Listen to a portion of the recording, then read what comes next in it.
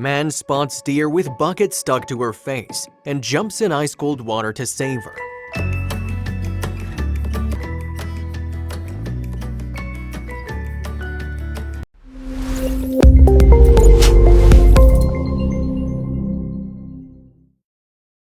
But before we start, please take a moment to give this video a like, subscribe to HappyWorld, and hit the bell so you'll never miss these great stories. Did you know that over 1 million animals perish each year due to being entrapped or ingesting litter?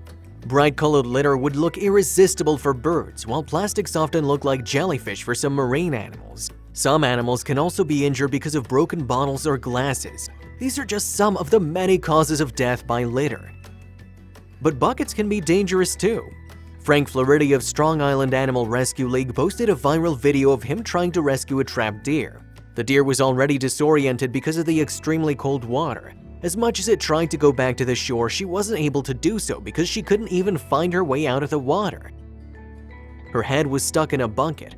Frank received a call about a deer with a bucket stuck on her head. When he came to the location, the poor deer was already in the water. The rescuer needed to act fast. Once the bucket gets filled with water, the deer would drown.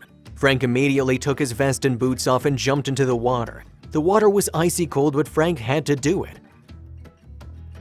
The deer was confused and kept on going further into the water. That's when Frank realized that it would be hard to just swim alone and grab the scared deer, so he improvised. Just then, Frank and his companion saw a boat. He shouted and asked the person in the boat to go and get him. He also pointed to the deer. The man was kind enough to help Frank. Frank asked the man if he could bring his boat closer so he could grab the bucket. There were multiple unsuccessful tries. The deer couldn't see, but she was still alert and was scared. Frank was able to grab the handle of the bucket. However, the deer struggled and then she went under the water.